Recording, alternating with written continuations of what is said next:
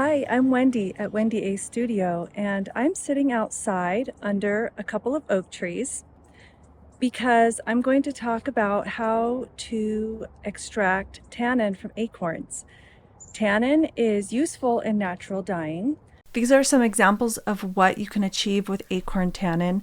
In the top row, that's the mordanted fiber that has been treated just with tannin, and as you can see, the tannin itself makes a nice earthy muted pink color. On the right hand side is the cotton with a little silk cord, and on the left is the results on wool. And then if you take your acorn tannin treated fiber and dip it in an iron solution, you can get a really nice near black color, as you can see in the second row there. So those are just two examples of what you can do with acorn tannin. And of course, you could take the tannin treated fiber and put it in another dye and get various effects that way. So let's talk about how we get that tannin out of the acorns and into our fiber. I learned about this process from a book called Harvesting Color by Rebecca Burgess. There may be a few modifications to the technique in what I show you, but the basics are pretty much the same. When you're foraging for acorns, make sure you only take some of what's there. We want to leave some for the creatures who depend on them. The look of the oak tree and acorns that I'm working with may look different than yours. The kind I'll be working with is called a live oak. Go ahead and use what you have because all acorns contain tannin. When you're picking up acorns, look for acorns that are complete with no holes. The ones with holes in them have been bored into by an insect, and the inside will not be intact. Usually there's some kind of like black dust or insect grime inside the acorns that have holes in them.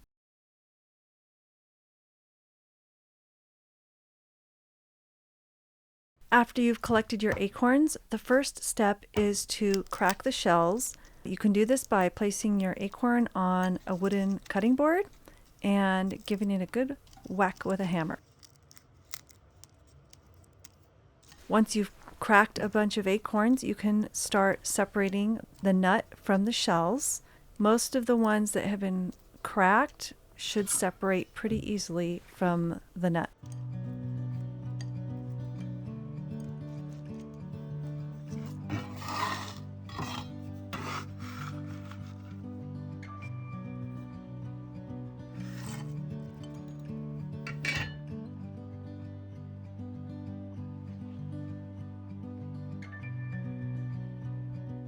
A good rule of thumb when deciding how many acorns to crack is to have the weight of the nuts be about the same weight as the fiber you want to dye.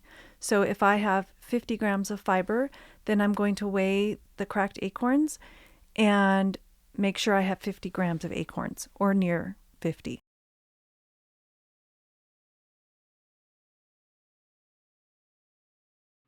The next step is to grind up those acorns until they're about the consistency of cornmeal.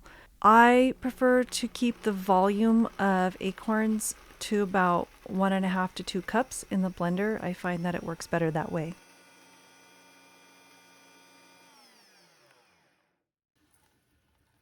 And now you have some beautiful acorn meal that is ready to have the tannin extracted.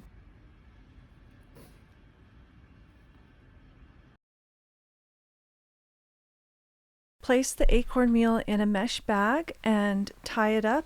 And then you want to get a small bucket of water. The quantity of water is not that critical. This is about a gallon bucket that I've filled halfway. Submerge the bag in the water and just kind of agitate it and gently squeeze it for a couple minutes until the water is nice and milky.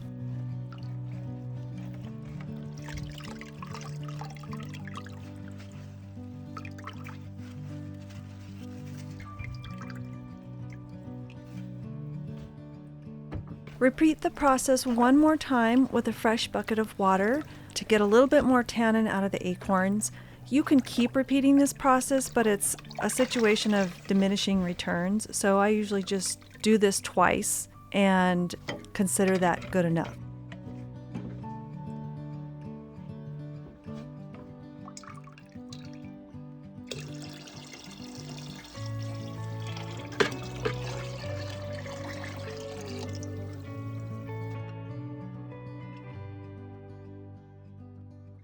At this point, the tannin is ready to be used, so go ahead and wet your yarns completely so that they will absorb the tannin evenly.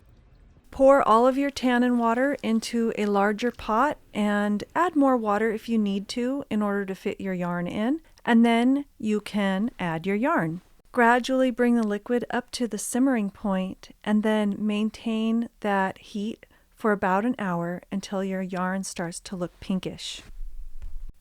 After an hour, you can turn off the heat and either leave everything there to cool before you take the yarn out, or you can carefully, with a long-handled spoon, transfer the yarn into a bowl where the yarn can cool faster.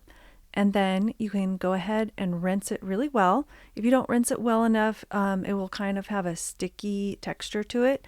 So give it a good rinse, and then you can squeeze out the excess liquid and hang it to dry.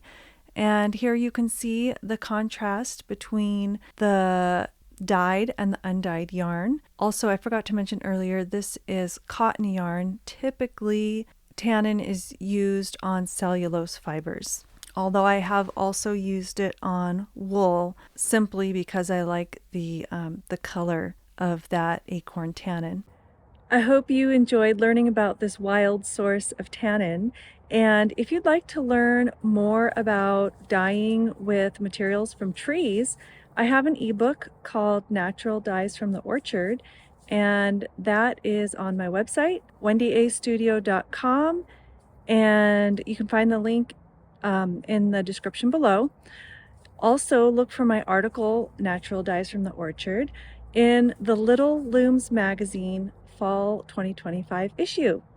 Thanks.